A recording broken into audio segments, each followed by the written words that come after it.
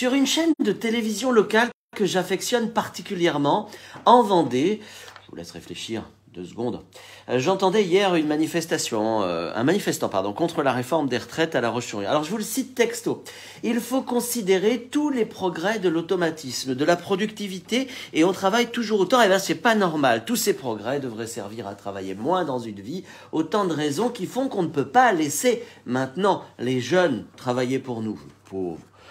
Alors j'ai laissé l'information à monter jusqu'à mon cerveau, je vous jure, parfois ça met du temps. Le progrès, c'est donc de ne plus travailler, en tout cas de travailler nettement moins. Et ça rejoint le droit à la paresse évoqué par l'écolo Sandrine Rousseau qui a fait il y a quelques semaines, quelques mois peut-être, grand bruit. Aujourd'hui, je me suis interrogé donc sur le sens du travail, sur sa place dans le cœur de l'homme. Parce que dans la société, oui d'accord, mais pas simplement dans le cœur de l'homme. La retraite, je vous en parlerai plus tard. Enfin, tout de même, l'intuition de départ, l'instinct, c'est de se donner du mal pour survivre depuis l'âge de pierre.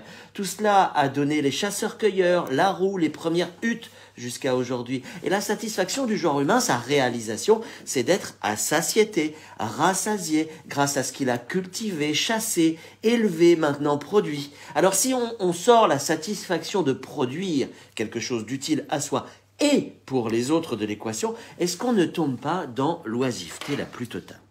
Alors, je ne nie pas qu'il faille du temps pour soi. Tiens, moi, par exemple, j'aime la pêche en apnée, la cuisine, j'aime bien me raconter, moi, sur RCF Vendée. J'aime le cinéma, puis j'aime aussi ma femme, mais c'est pas tellement le sujet.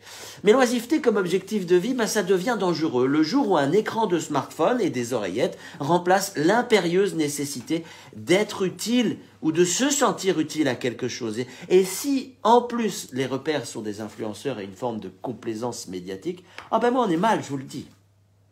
Être heureux au travail, c'est donc une équation à 2 inconnus. Le regard que nous portons sur nous-mêmes et celui que les autres nous proposent. Et en plus, c'est un va-et-vient, ça évolue dans le temps. C'est d'une complexité infinie.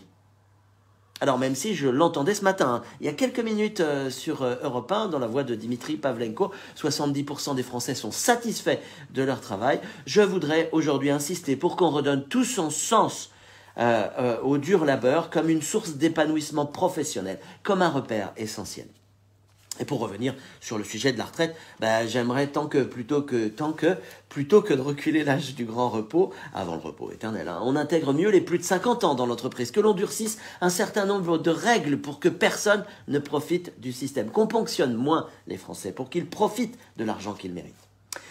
Bref, les chantiers sont vraiment nombreux, mais remplacer l'homme par la machine pour qu'il passe ses journées dans un canapé devant Ruquier ou en jouant à Call of Duty, c'est alien. Non merci. À la semaine prochaine.